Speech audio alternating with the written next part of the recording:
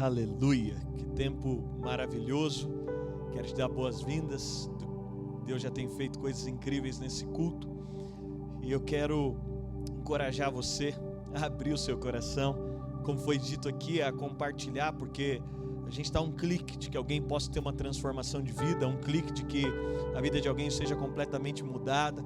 Mas antes disso, nossa própria vida, eu tenho certeza que a palavra de Deus, a Bíblia diz que a fé vem pelo ouvir, e não só ouvir a palavra de Deus, mas o original fala ouvir a palavra de Cristo.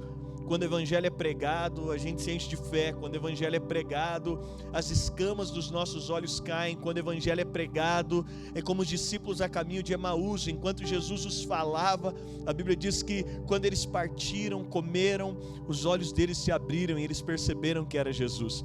Eu quero encorajar você a fechar os seus olhos onde você está agora, a você agora voltar o seu coração.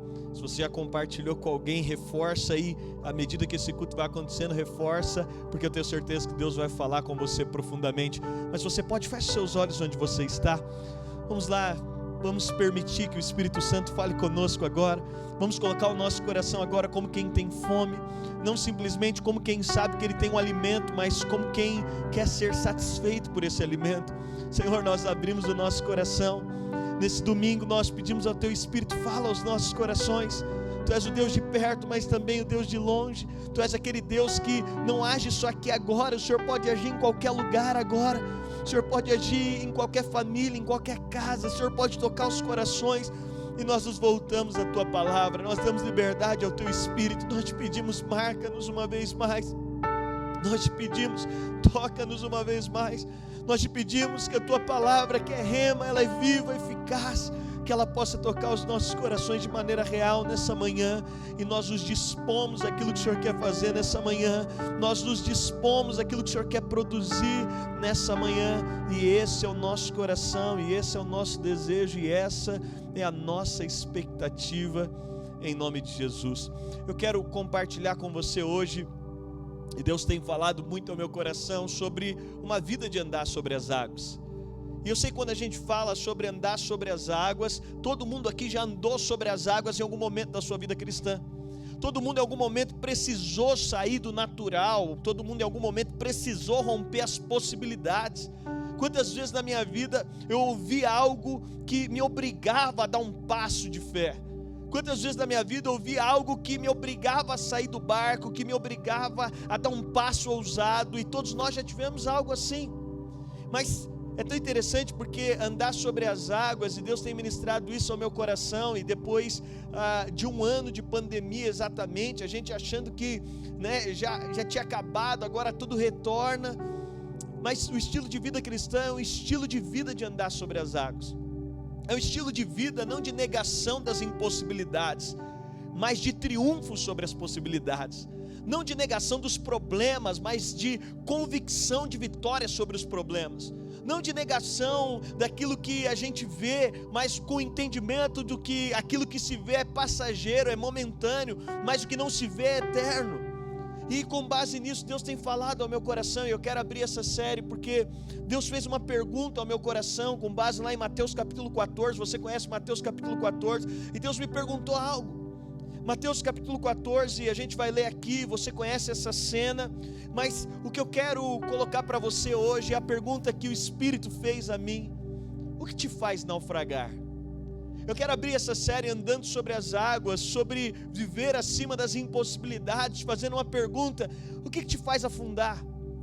O que tem feito você naufragar? O que faz você no meio desse caminho de fé? Porque a vida cristã não é sobre andar no barco, é sobre andar fora do barco. A vida cristã não é caminhar sobre convicções, mas é caminhar sobre a fé, não sobre as convicções do que se vê. E o que te faz naufragar? Nós vamos meditar nessa série sobre um estilo de vida. E lá em Mateus capítulo 14, do verso 22 ao verso 33, eu quero ler com você.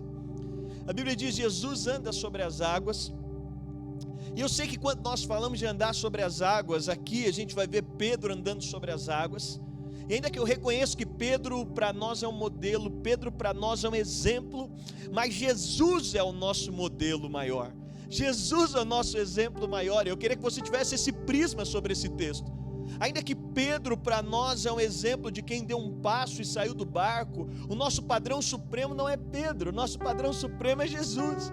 E olha o que a Bíblia diz, Mateus capítulo 14, se você puder, pegue a sua Bíblia aí, verso 22, abra seu celular.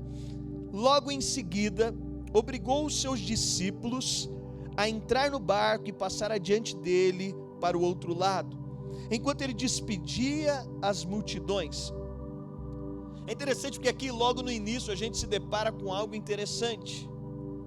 A Bíblia fala que Jesus obrigou os seus discípulos.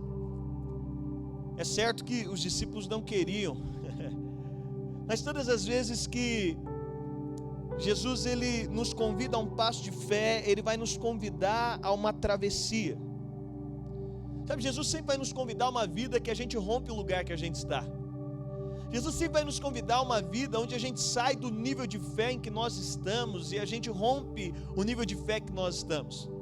Na Bíblia a gente vai ver que fé é algo crescente. Fé é algo que se acrescenta e Jesus quer dar para eles uma experiência de fé. Eu sei que tudo que a gente quer é um evangelho que te guarda numa caixinha e te guarda dos problemas. Tudo que a gente quer é um evangelho que nos poupa de alguns problemas. Mas a Bíblia está dizendo que Jesus obriga os seus discípulos, já sabendo aquilo que ia acontecer, Jesus obriga os seus discípulos a entrar no barco, porque Jesus estava dizendo, é um tempo de chegar do outro lado. Sabe, eu quero profetizar sobre a sua vida, que é um tempo de chegar do outro lado.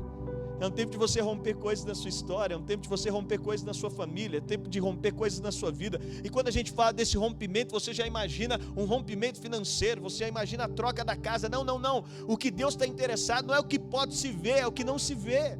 O que Deus está interessado não é naquilo que você pode. É tão interessante porque esses tempos de travessia são tempos que quem olha para você sabe, alguma coisa mudou. E Jesus está colocando os discípulos nesse cenário. No verso 23 diz, tendo despedido seus discípulos, subiu ao monte para orar à parte. Ao anoitecer estava ali sozinho. Entre mentes o barco já estava a muitos estágios da terra, açoitado pelas ondas, porque o vento era contrário. E a quarta vigília da noite foi Jesus ter com eles, andando sobre o mar. Quando a gente fala de uma vida de andar sobre as águas, a gente vai ver que para Jesus andar sobre as águas não se tratava de um grande desafio, se tratava de uma normalidade. Ele está orando, está sozinho, está no monte, os discípulos já estão distantes da orla, e Jesus vai andando sobre as águas. E o verso 26, os discípulos porém, ao vê-lo andando sobre o mar, assustaram-se, disseram um fantasma, e gritaram de medo. Jesus, porém, imediatamente lhes falou, dizendo, tende ânimo, sou eu, não temais. Respondeu-lhes Pedro, Senhor, se és tu, manda ir ter contigo sobre as águas. E disse ele, vem. Pedro, descendo do barco e andando sobre as águas, foi ao encontro de Jesus. Verso 30, mas sentindo o vento teve medo e começou a submergir, clamou, Senhor, salva-me. Imediatamente estendeu Jesus a mão, segurou e disse, homem de pouca fé, por que duvidaste? E logo que subiram para o barco, o vento cessou. Então os que estavam no barco adoraram-no, dizendo, verdadeiramente tu és Filho de Deus. Eu quero aplicar com você aqui o porquê que às vezes a gente afunda. E a pergunta aqui é o que te faz naufragar, o que te faz afundar.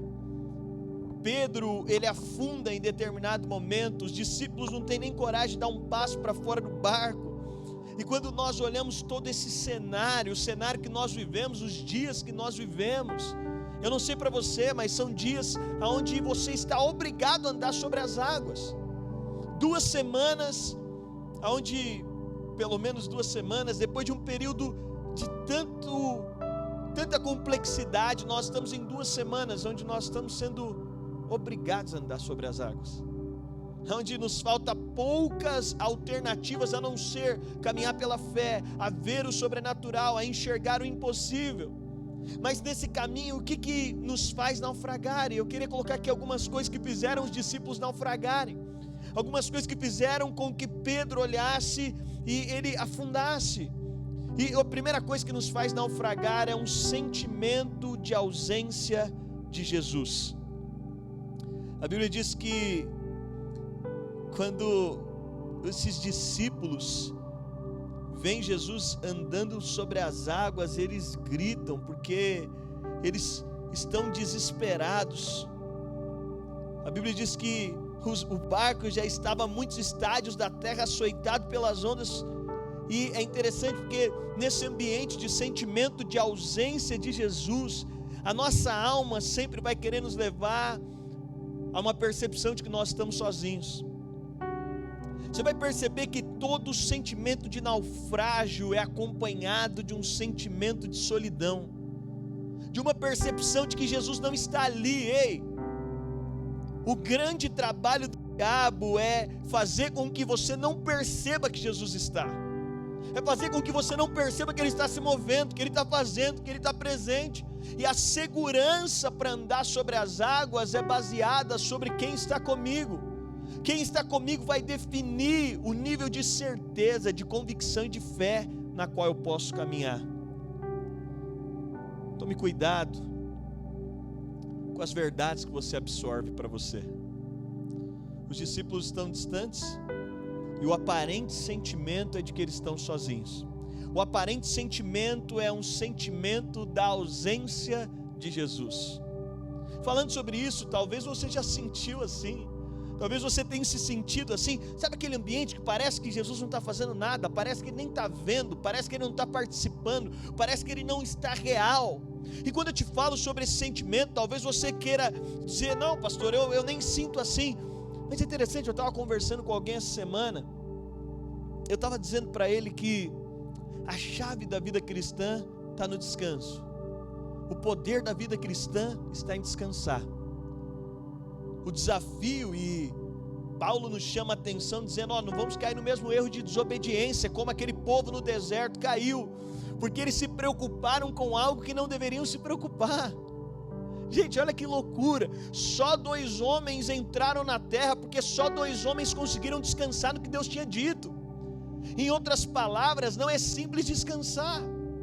Chega segunda-feira aí, você diz: vai chegar o final do mês, tem todos os problemas, existe todo um cenário. Como que eu posso descansar no meio dessa tempestade? Como que eu posso descansar no meio desse cenário? Como eu posso descansar no meio das adversidades?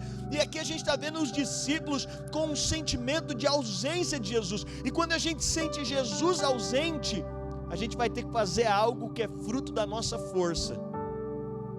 E tudo que é fruto da sua força também se torna fruto da sua responsabilidade.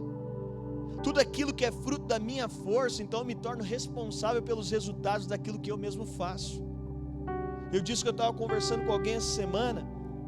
É completamente diferente quando você acorda um dia e você diz: eu tenho que fazer alguma coisa, eu tenho que fazer alguma coisa pela minha família, eu tenho que fazer alguma coisa pela minha empresa. Naquele sentimento de que Deus não está fazendo, você vai fazer algo que se contrapõe ao que Deus faria. E esse sentimento que nos faz naufragar é um sentimento de ausência de Jesus. Às vezes você vai parecer, e esse ambiente que às vezes Deus permite que aconteça, é porque o que baseia a vida cristã é a fé. É porque a gente gosta de sentir, mas a Bíblia não te convida a sentir, a Bíblia te convida a crer. Porque a gente gosta de ver, mas a Bíblia não diz que é sobre o que você vê com seus olhos naturais, mas é sobre o que o seu coração pode enxergar. E nesse ambiente que os discípulos estão, o naufrágio, todas as vezes que nós temos um sentimento de ausência de Jesus, nós temos um sentimento de naufrágio. Sabe, você pode descansar aí agora onde você está, de dizer: Ele está comigo, Ele está comigo. Eu gosto daquela música que diz: parece que estou cercado, mas eu estou cercado por Ti. É tão legal porque quando a gente pega uma criança, ela está aprendendo a andar, um bom pai, uma boa mãe, eles estão tão próximos, e ainda que pareça que aquela criança vai cair, aqueles pais estão dando a ela uma experiência de que ela possa crescer em maturidade, mas eles estão ali o tempo inteiro. Eles estão ali, ela está cercada o tempo inteiro. Sabe, toma cuidado com as verdades com que você absorve, toma cuidado com aquilo, o seu coração muitas vezes vai querer dizer para você, e o nosso coração tantas vezes é enganoso, de que Deus está distante, que Ele não está te vendo, de que Ele não está ouvindo, que Ele não está nem aí. Pelo contrário, existe algo exclusivo, você é alvo do amor de Deus. Por um instante, você pode declarar essas verdades: a minha casa é alvo do amor de Deus, minha família é alvo do amor de Deus, a minha empresa é alvo do amor de Deus, eu sou alvo do amor de Deus. Ei, você aí, aonde você está agora, Deus conhece o seu endereço, Ele sabe a sua casa, Ele sabe das suas necessidades, Ele sabe do seu coração, você é alvo desse amor. Mas o trabalho do diabo é nos fazer sentir falta daquilo que a gente já tem.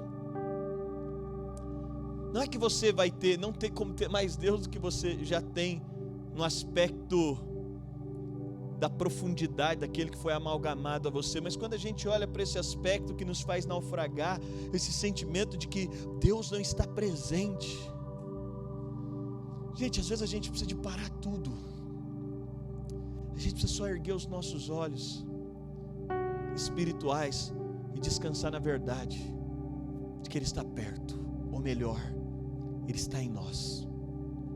Não tem como Ele está mais perto, não tem como Ele estar mais presente do que Ele já está. Esse sentimento de que nos falta algo, quando a gente olha para a queda do homem, Eva no jardim, ela tem um sentimento de falta daquilo que ela já tinha. Ela está sentindo falta de algo que ela já tinha, ela já possuía. É interessante porque todas as vezes que nós sentimos esse sentimento de ausência, a gente está sentindo falta de algo que a gente já tem. Essa presença está aí. E às vezes a gente não entende. Você sabe, tinha uma historinha, durante um tempo ela ficou muito famosa na internet. Essa semana eu lembrava dela. Virou clichê, virou aquelas fotos que a sua avó te manda, né? Aquelas fotinhas que sua avó te manda pela manhã. Mas essa historinha das pegadas na areia, você já deve ter ouvido, mas ela é tão real para um tempo como esse, que um homem disse que ele estava caminhando com Deus na praia, e em determinado momento dessa caminhada ele se sentiu cansado, e ele via 4 pegadas, porque eram os pés dele, os pés de Deus na areia. Em determinado momento ele fica cansado, e ele passa a enxergar só 2 pegadas, e quando ele vê só 2 pegadas na areia, ele indaga a Deus: Deus, eu só estou vendo 2 pegadas, onde o Senhor está? E Deus posteriormente diz para ele: olha, as 2 pegadas que você viu na areia já não eram mais suas, não são 2 pegadas da minha ausência, são 2 pegadas porque eu passei a te carregar quando você já não conseguia mais caminhar. Sabe, quando nós olhamos para esse cenário, Deus é o Deus que está sempre presente, e ainda que você não esteja percebendo, ainda que você não esteja vendo, o seu coração pode crer, Ele está presente, Ele é real, Ele se importa, Ele se preocupa, Ele está presente. Os discípulos, quando eles têm esse sentimento da ausência de Jesus, eles começam num caminho de naufrágio. Lá em 1 Reis 19, no verso 9, 1 Reis,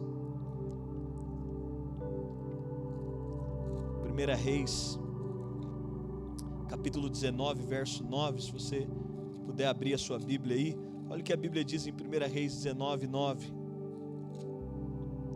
Ali entrou numa caverna onde passou a noite. Aqui a Bíblia está falando sobre o profeta Elias, no momento onde ele está no momento de naufrágio, onde ele está no momento de preocupação.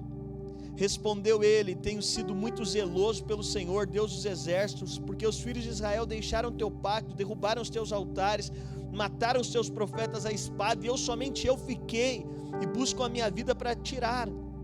Ao que Deus lhe disse: vem cá fora e põe-te no monte perante o Senhor. E eis que o Senhor passou. Ei, aqui está Elias no momento de naufrágio, aqui está Elias no momento de solidão, e no momento de solidão ele diz: eu vou para a caverna. E no momento de solidão, é interessante porque Deus diz para ele: o que você está fazendo aqui, Elias? Sabe, no momento de solidão, Deus não perguntou: o que você está fazendo aí, Elias? Não numa atitude que Deus estava num lugar e ele em outro. A pergunta de Deus é: o que você está fazendo aqui? O que Deus está dizendo? Elias, se você entrar na caverna, eu entro com você. Se você estiver no meio da sua caverna, eu estou no meio da sua caverna com você. Se você estiver no meio do desespero, eu estou no desespero com você. Se você estiver no meio da depressão, eu estou na depressão com você. Se você estiver no meio da angústia, eu estou no meio da angústia com você. E ao que Deus lhe disse: vem cá fora, põe-te no monte perante o Senhor. E eis que o Senhor passou em um grande e forte vento que fendia os montes, despedaçava as penhas diante do Senhor. E aí Deus chama ele para fora, e Deus fala: eu vou falar com você. E quando eu te falo sobre esse sentimento de ausência, é porque Deus sempre está fazendo algo, mas a gente nem sempre está percebendo o que Deus está fazendo. Deus sempre está movendo algo, mas a gente precisa ter percepção. Sabe, deixa eu te falar, Deus não faz sempre igual, e isso é incrível em Deus. Deus não se move sempre igual, em cada temporada Ele vai fazer algo diferente.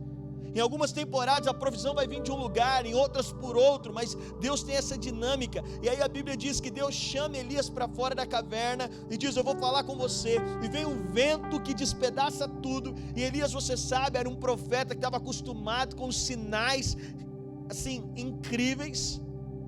E a Bíblia diz que vem um vento que despedaça tudo e Deus não estava no vento. E depois do vento, um terremoto, porém o Senhor também não estava no terremoto. E a Bíblia continua no verso 12: depois do terremoto um fogo, porém Deus não estava no fogo. E ainda depois do fogo uma voz mansa e delicada, e ao ouvi-la Elias cobriu o rosto com a capa, e saindo pôs-se à entrada da caverna, e eis que lhe veio uma voz que dizia: que fazes aqui, Elias? Sabe onde Deus estava? Na voz mansa e delicada. A gente costuma naufragar todas as vezes que a gente quer que Deus fale exatamente do jeito que Deus falou na última temporada. A gente costuma naufragar todas as vezes que a gente quer que Deus se mova exatamente da forma que Ele se moveu na última temporada. Para cada estação, Deus está fazendo algo novo, Deus está fazendo algo diferente, Deus está fazendo algo especial. Deixa eu dizer para você, não espere que Deus faça hoje o que Ele fez ontem, porque Ele diz: eu sou o Deus de coisas novas, eu sou o Deus que se move em coisas novas, eu sou o Deus que estou fazendo coisas novas. É por isso que o Evangelho é dinâmico, e todas as vezes que a gente se abre para perceber: uau, Deus veio no terremoto ontem, mas hoje não é mais terremoto. Uau, Deus veio num vento forte ontem, mas não é mais vento. Todas as vezes que a gente se abre para perceber isso, a gente se abre para perceber o que Deus está fazendo. Elias consegue perceber a voz de Deus. Sabe, todas as vezes que a gente não percebe a voz de Deus, a gente vai naufragar. Mas eu quero declarar nessa manhã Deus entrando na sua caverna e te dizendo: o que você está fazendo aqui? Deus entrando na caverna do seu medo e dizendo: o que você está fazendo aqui? Deus entrando na caverna da sua depressão, da sua angústia, dizendo: o que você está fazendo aqui? Deus entrando na caverna da sua autossuficiência, de dizer: olha, nesse tempo eu estou tranquilo porque eu consigo me garantir. E Deus te dizendo: o que você está fazendo aqui? Mas você sabe, uma outra coisa que faz com que a gente acabe naufragando são os ventos contrários. Gente, como é complexo viver temporada de ventos contrários, mas elas acontecem. Como é complexo e temporada de ventos contrários, eu não sei se você já pegou um vento contrário, mas ventos contrários é quando você quer caminhar e você não consegue. É quando você quer andar e você é empurrado para trás. É quando você está tentando, você está até tentando fazer. E eu vejo como que essa temporada é uma temporada de ventos contrários, porque são de pessoas que estão tentando fazer, a gente está tentando fazer, mas algo está contrário. E quando nós olhamos para essas temporadas de ventos contrários, há um princípio na presença de Jesus. Olha o que a Bíblia diz lá em Mateus capítulo 28, no verso 20, e é o último versículo de Mateus. Olha o que diz: ensinando-os a guardar e observar todas as coisas que eu vos tenho mandado. E eis, isso é a palavra de Deus, eu quero que você guarde no seu coração. E eis que estou convosco todos os dias, até a consumação dos séculos. Todas as vezes que o vento contrário vem, há aqui um princípio, e ele está dizendo, Jesus está dizendo sobre a reprodução, a multiplicação dos discípulos: ensine-os a guardar o que eles têm ouvido. E nesse tempo de ventos fortes, tudo que a gente precisa para não naufragar é aprender a guardar o que Jesus nos disse. É aprender a guardar aquilo que Ele falou. É aquele princípio: na escuridão, lembra o que Deus te disse nos dias de luz. Na crise, lembra o que Ele te falou no tempo de bonança. Quando você não enxerga nada, lembre-se o que Ele te disse quando você podia ver tudo. Por quê? Porque Ele está dizendo: olha, eles precisam de aprender a guardar. E por que aprender a guardar? Você sabe, é muito óbvio. Você guarda algo sabendo que posteriormente você vai usar. Na minha casa, tudo que eu não vou usar mais de uma vez, eu descarto. Por que você compra às vezes um descartável? Porque você usa ele uma vez e você sabe: eu não vou precisar mais dele. Então você descarta. Mas tudo que você vai usar mais de uma vez, você guarda. E Jesus está dizendo: olha, eles precisam de guardar a minha palavra, porque eles vão precisar dela. Deixa eu te falar, a palavra, e quando nós falamos sobre essa palavra, a gente precisa de entender sobre o evangelho, que quando chega o vento forte, a gente tem uma palavra guardada. Quando chega o vento contrário, a gente tem uma palavra que move o nosso coração. O nosso evangelho não pode ser descartável de ouvir algo que Deus disse para você, e daqui a pouco, quando chega o vento forte, você já descartou o que Deus disse. Não, o que Deus diz, Ele está dizendo: olha, ensine-os a guardar essa palavra. Agora, mais profundo do que guardar uma palavra, é entender que Cristo é o verbo que se fez carne. Ele é a própria palavra encarnada. E todas as vezes, porque nós naufragamos quando os ventos contrários vêm e a gente não percebe que a gente conseguiu guardar uma palavra. Independentemente do que você está vivendo, tem uma palavra de Deus sobre você. Independentemente daquilo que você está passando, tem uma palavra de Deus. E deixa eu dizer, a palavra precisa ser mais forte que o vento contrário. A palavra precisa ser mais forte. Quando a gente fala de ventos contrários, são circunstâncias contrárias. É aquela coisa que você tenta na segunda, na terça, na quarta, na quinta, e você vê tudo contrário. Esses ventos contrários são pessoas às vezes. São pessoas que são ventos contrários. São situações, são ventos contrários.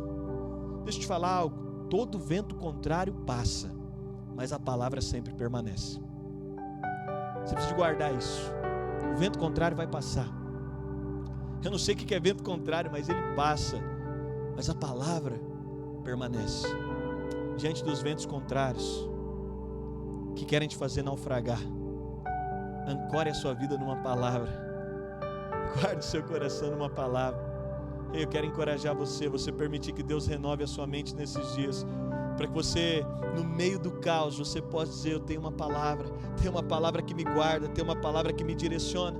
Mas um terceiro aspecto e penúltimo, o que nos faz naufragar? Uma imagem distorcida de Jesus. Você sabe, a religião, ela sempre vai nos pregar uma imagem errada sobre quem Jesus é. Eu achei tão incrível, porque já não mais, mas a primeira discussão, quando nós entramos num período como esse, tão caótico que o mundo está atravessando, a primeira discussão era: foi Deus que está fazendo isso com o mundo? É Deus que está fazendo isso? Por quê? Porque o que vai nos fazer naufragar é uma imagem distorcida de Jesus. Os discípulos estão nesse ambiente caótico, e eles veem Jesus andando sobre as águas, e eles olham para Jesus, e eles têm uma imagem errada sobre quem Jesus é, e isso enche o coração deles de medo. Por quê? Porque eles acham que Jesus é um fantasma. E você sabe, o medo sempre vai te tirar da presença. Tudo que nós precisamos é de presença, mas o medo sempre te rouba a presença. A estratégia do diabo de usar o medo é porque o medo sempre vai corromper a sua comunhão com Deus. Quem tem medo não vai se relacionar, quem tem medo não vai se abrir, quem tem medo não vai ser vulnerável, quem tem medo não vai se expor. E quando nós olhamos a figura do Éden, quando Deus chega no Éden, o homem tinha acabado de pecar, o homem tem medo. Todas as vezes que você tiver medo de Deus, você vai naufragar. Seja por alguma coisa que você fez, seja por alguma coisa que você praticou. Romanos 8, versículo 1 diz que não há mais condenação. Sabe o que isso quer dizer? É que agora você não precisa se aproximar mais com medo, você não precisa ter medo. Você pode entender e ter clareza de que Deus te ama, e esse amor é incondicional. Mas Adão, quando eles pecam, a Bíblia diz que Deus vem na viração do dia para ter um tempo com eles, como era de costume. E Deus pergunta: Adão, onde você está? E Adão disse: eu tive medo, é por isso que eu me afastei. Eu tive medo, é por isso que eu estou escondido. Sabe, Elias vai para a caverna, como nós lemos aqui, como consequência do medo. Ele teve medo de Jezabel matá-lo. Ele vai para dentro da caverna, porque ele diz: eu tive medo. O medo nos faz naufragar. Todas as vezes que você tem medo, você vai afundar. Todas as vezes que você tem medo, a sua fé, ela vai tirar os olhos de Jesus e ela vai focalizar em alguma coisa que vai trazer medo ao seu coração. E o medo, ele tem poder de nos afastar da presença de Jesus. Corra para Deus e não de Deus. Esses dias, corra para Deus. Tudo que a gente precisa, e deixa eu dizer para você, às vezes o entretenimento é uma fuga de Deus. E a gente foge de Deus não é com pecados, e a gente acha que a grande fuga de Deus não é pecado. Nínive não é pecado, Tarsis não é pecado. Quando Deus te manda ir para uma rota e Jonas pega outra, aparentemente não é pecado, não é um pecado explícito, mas ele está fugindo de Deus. Ele está correndo, ele está pegando a rota oposta ao que Deus está propondo a ele, e todo o ambiente de naufrágio vai ser acompanhado por uma rota oposta daquilo que Deus te mandou fazer, do caminho que Deus te mandou ir.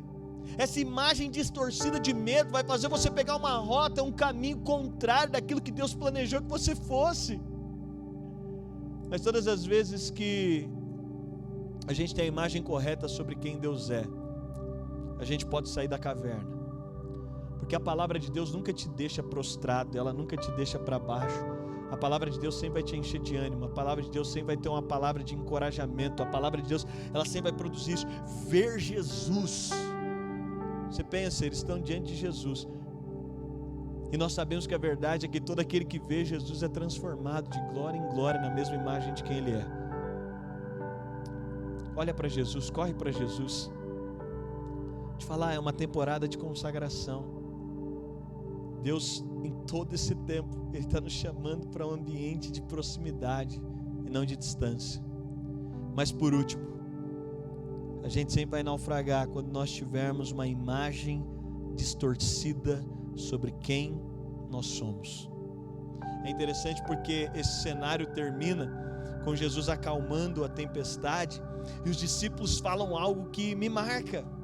Eles dizem: verdadeiramente esse é Filho de Deus. Peraí, eles também são. Eles também eram.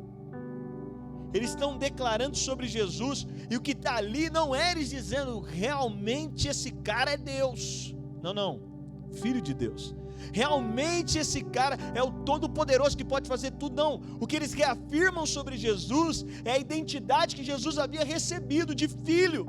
E sabe por que eles reafirmam a identidade de Filho? Porque Jesus está deixando claro ali que o que faz com que Ele tenha autoridade sobre tudo é uma clareza da identidade de quem Ele era. É o fato de entender quem Ele era que dá autoridade para que Ele ande sobre as águas, para que Ele caminhe sobre as circunstâncias, para que Ele não afunde diante delas e para que Ele possa fazer com que tudo venha à normalidade. O fato é que todas as vezes que você tem a revelação de quem você é, você vai ver que tudo precisa se calar, a tempestade precisa obedecer, o mar precisa se acalmar, tudo vem à normalidade quando você entende: eu sou filho. Isso te traz autoridade, isso te confere autoridade. Os discípulos estão olhando para Jesus e dizendo: verdadeiramente Ele é Filho de Deus. Você é Filho de Deus. Nós recebemos agora um espírito de adoção de filhos, e com esse espírito de adoção de filhos, nós recebemos poder e autoridade. Ninguém disse Ele é Deus, mas eles se maravilham dizendo: Ele é Filho. Qual que é a identidade que Jesus havia recebido do Pai? A identidade de Filho. A identidade que nós recebemos do Pai é a identidade de Filho. Lá em Mateus 28, no verso 18, aproximando Jesus dos discípulos, disse: foi-me dada toda a autoridade no céu e na terra. Sabe como nós caminhamos com essa autoridade? Essa autoridade de filho, de governo. Nós recebemos dessa autoridade. Atos 1:8 vai dizer que nós recebemos poder, mas nós recebemos essas duas coisas, poder e autoridade. Você não tem só poder, você também tem autoridade. E talvez você já até tenha meditado na diferença, porque há uma diferença entre poder e autoridade. E qual que é a diferença de poder e autoridade? É muito simples. Imagina um local, imagina uma construção, imagina um trator muito grande. Um trator tem poder para destruir uma construção. Ele pode entrar lá, ele tem poder, ele tem capacidade de destruir. Mas um trator não pode entrar em qualquer construção destruindo. Ele precisa ter um documento. Alguém precisa ter assinado, liberando aquele trator a entrar e destruir tudo. Ele tem até poder para destruir, mas ele só pode destruir se ele tiver uma autorização, que é a autoridade. Sabe o que nos foi dado? Poder e autoridade. Jesus tem poder e autoridade. Sabe o que ele está dizendo? Por meio do Espírito Santo você tem poder. Poder é a capacidade de olhar para as circunstâncias. Você tem poder para isso. Mas mais do que poder, nos foi conferido autoridade. Você tem autoridade. Todas as vezes que você não consegue perceber quem você é, você vai naufragar diante das circunstâncias. Todas as vezes que você não consegue perceber a vida que tem em você, a sua filiação, a identidade que Deus te deu, você vai naufragar diante dos problemas. Mas eu quero liberar uma palavra sobre você. Você não precisa de naufragar diante dos problemas. Hey, nessa manhã eu quero declarar sobre você, se você tem naufragado diante de algum problema, se as suas emoções têm naufragado diante das circunstâncias, se por algum motivo, talvez porque você tem uma imagem distorcida de você, talvez porque você não tem enxergado Jesus com a imagem correta, talvez porque tem ventos contrários, ou você tem se sentido sozinho, eu não sei o que te faz naufragar hoje, eu não sei qual é a circunstância hoje que você está, que você tem afundado diante dela, mas você tem a autoridade de andar sobre as águas, não mais naufragar diante delas, mas você tem a mesma autoridade de Jesus, de andar sobre as águas, de andar por cima das circunstâncias. O que tem te feito naufragar? Eu quero encerrar esse tempo fazendo algo profético com você. Eu quero encerrar esse tempo te estimulando a algo profético. Ainda que você esteja aí na sua casa, e talvez você fale, eu só estou aqui em casa, eu estou aqui na minha sala agora, eu estou na minha cozinha, estou fazendo comida para os meus filhos, eu não sei qual o cenário que você está agora, mas eu quero fazer algo profético com você. Preparando esse culto, esse momento, eu sentia que há pessoas que você tem naufragado, mas hoje é o tempo de você dizer, ei, eu não vou naufragar diante das circunstâncias, eu vou andar sobre elas, ei, eu não vou mais aceitar com que as circunstâncias possam me fazer submergir, e é interessante porque quando a gente vai naufragando nas circunstâncias, a gente vai perdendo o poder de andar, o poder de caminhar, o poder de ser feliz, o poder de caminhar em alegria, mas hoje Jesus está te dizendo, eu vou te colocar para andar sobre as circunstâncias, e as pessoas vão poder olhar para nós e dizer, verdadeiramente como olharam para Jesus, Ele é filho, porque as circunstâncias estão debaixo dos pés dele. Sabe o que Ele diz? Ele mesmo, nós estamos assentados com Cristo, e os principados e potestades foram colocados debaixo dos nossos pés. Sabe o que isso quer dizer? É que nós caminhamos sobre, em cima, nós temos poder e autoridade sobre isso. Eu quero fazer algo profético com você. Eu queria que você ficasse em pé aí na sua casa, onde você está agora. Se você pode, se levante agora. Eu quero fazer algo profético. Eu quero que nós vamos declarar agora que as circunstâncias que têm nos feito naufragar, nós vamos declarar agora que tudo que nos tem feito sucumbir, tudo que nos tem feito afundar, agora profeticamente eu quero liberar uma palavra sobre a sua casa, que cadeias serão quebradas agora, que o seu coração está sendo liberto agora, você está sendo livre agora, e tudo que tem te feito afundar, talvez só é a preocupação com a sua casa, com a sua família, talvez é o seu casamento, talvez são os seus negócios, talvez é a sua vida financeira, nós vamos liberar uma palavra agora sobre todas essas circunstâncias, nós estamos acima delas. Ei, nós vamos fazer algo profético agora. Talvez você tenha estado abaixo das situações, abaixo das circunstâncias, mas Jesus te convida hoje a dizer, você pode estar acima delas. Você está acima delas, porque a minha presença está com você. Eis que estarei convosco todos os dias, até a consumação dos séculos. Se você pode, erga suas mãos onde você está. Jesus, nós cremos no poder da Tua palavra, e nós liberamos agora tudo que nos tem feito afundar diante das circunstâncias, tudo que nos tem feito naufragar diante das circunstâncias.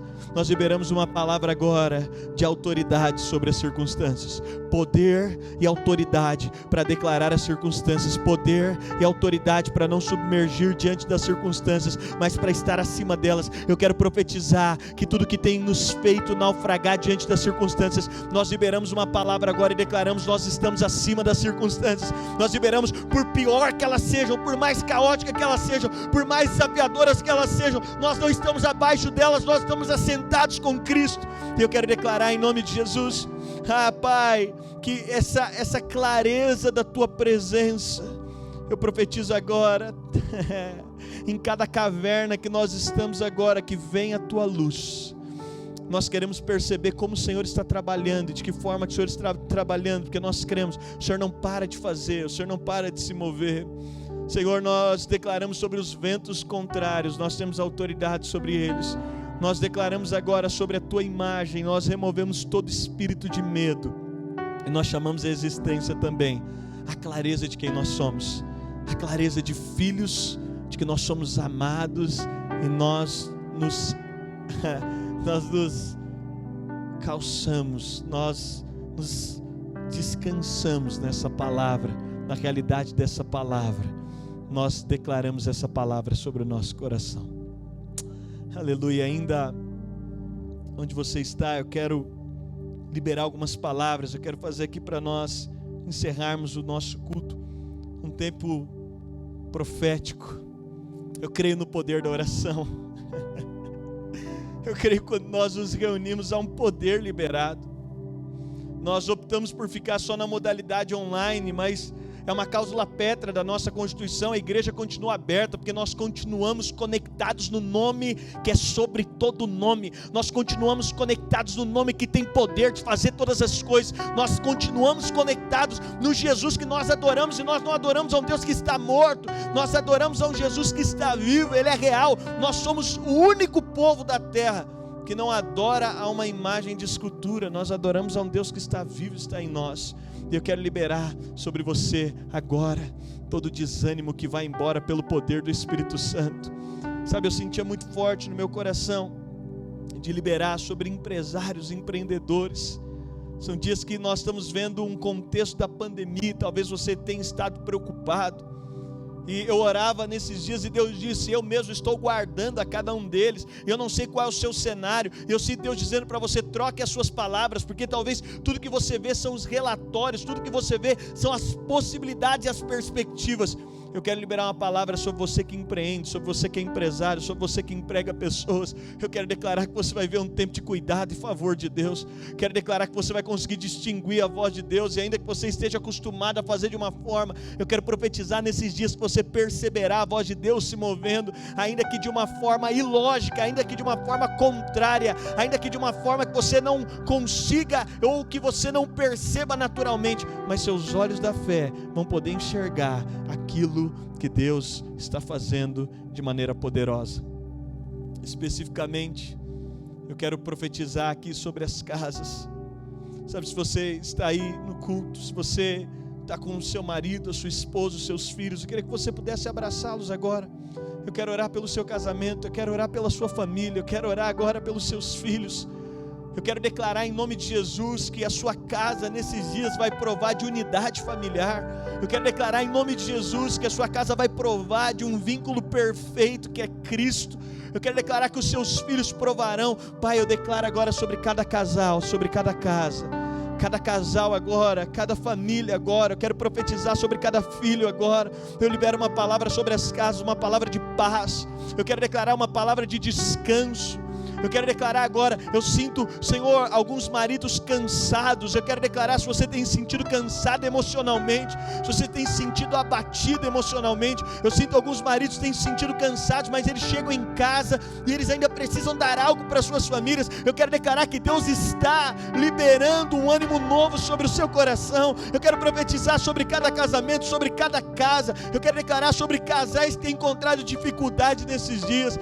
Que vocês provarão do cuidado de Deus sobre a casa de vocês, que vocês provarão da harmonia que vem do céu, que vocês provarão do descanso sobrenatural. Eu quero encerrar declarando a você que está doente. Se Se você está com alguma dor, se você tem alguma enfermidade, se você nesses dias tem se sentido preocupado, nós estamos num cenário tão complexo. E eu quero declarar sobre a sua saúde. Talvez você está aí enfermo, talvez haja alguém nos acompanhando com Covid, talvez você está com qualquer outra enfermidade, e nesse tempo é preocupante, porque os hospitais estão cheios, há uma dificuldade para que haja atendimento. Eu quero profetizar, você está no lugar certo nessa manhã, você está no lugar certo nessa manhã, você está no lugar certo, e o nosso Jesus é o mesmo ontem, hoje e será eternamente. O nosso Jesus é aquele que se fez doença para que você possa receber cura. Eu queria que você, se você está com alguma enfermidade, você colocasse as mãos sobre esse lugar. Se você tem outras pessoas da sua família com você, eu queria que elas pudessem agora ministrar, colocando as mãos sobre esse lugar. Quero te dar um minuto agora, para que nós possamos impor as mãos. E eu quero profetizar agora, pelo poder do Espírito Santo. Espírito Santo, tu que estás aqui, tu estás também em cada casa, em cada lugar. Quero declarar anjos ministradores de cura. Começa a sentir agora, em nome de Jesus. Começa a sentir agora o poder de cura do Espírito Santo. Começa a ser tocado agora de maneira sobrenatural. Eu quero profetizar, seja tocado agora de maneira sobrenatural. Seja tocado agora de maneira sobrenatural. Seja tocado agora de maneira sobrenatural. Eu vejo Deus curando pernas. É como se você tivesse dores, mas é na parte superior das pernas, aqui na coxa. Eu vejo Deus curando, fazendo algo, eu não sei o que é. Quero declarar agora em nome de Jesus, seja curada agora essa perna, seja curada agora pelo poder do Espírito Santo, pelo poder do Espírito Santo. Receba a cura agora pelo poder do Espírito Santo. Receba a cura agora pelo poder do Espírito Santo. Nós queremos declarar agora, eu vejo Deus curando alguém de dor de dente agora. Eu quero profetizar toda dor de dente. Eu quero declarar agora, todo desconforto vai embora agora pelo poder do Espírito Santo. Nós liberamos uma palavra de cura agora em nome de Jesus. Nós queremos profetizar, se alguém nos ouvindo agora, se alguém conectado nesse momento conosco, que está com Covid, nós queremos declarar agora em nome de Jesus, pulmões sejam restaurados pelo poder do Espírito Santo. Aonde a minha voz pode chegar, eu quero declarar, pulmões sejam restaurados pelo poder do Espírito Santo. Nós declaramos agora em nome de Jesus, quadros de infecção retroajam agora pelo poder do Espírito Santo, pelo poder do Espírito Santo, pelo poder do Espírito Santo. Nós declaramos a cura sobrenatural. A cura sobrenatural. Eu quero profetizar sobre você agora. Comece a fazer o que você não podia fazer. Comece a testar aquilo que você não podia fazer. Eu declaro a cura sobre você. Eu profetizo em nome de Jesus que a cura está sobre a sua casa. Quero declarar que o sangue está sobre os umbrais da porta, profeticamente falando. Ai, aonde tem o sangue de Jesus, você está guardado de todo mal. Se você foi curado, se você sente que foi curado, eu queria que você pudesse testemunhar aqui. Nos envie o testemunho. Nós queremos que Jesus operou curas agora. Se você não podia fazer algo, nós pedimos, faça agora. A dor de cabeça foi embora, a dor de coluna foi embora. Nós declaramos, o nódulo desapareceu agora pelo poder do Espírito Santo de Deus. Aleluia, aleluia e aleluia. Glória a Deus. Eu tenho certeza que nas próximas semanas nós vamos poder voltar a nos reunir presencialmente, mas eu quero encorajar você a não perder a palavra, a nesses dias, a meditar profundamente naquilo que Deus tem feito, a meditar na palavra, a fazer o seu tempo de devocional, porque eu estou certo de que nós vamos andar sobre as águas e diante das adversidades, nós estaremos sobre elas, em nome de Jesus.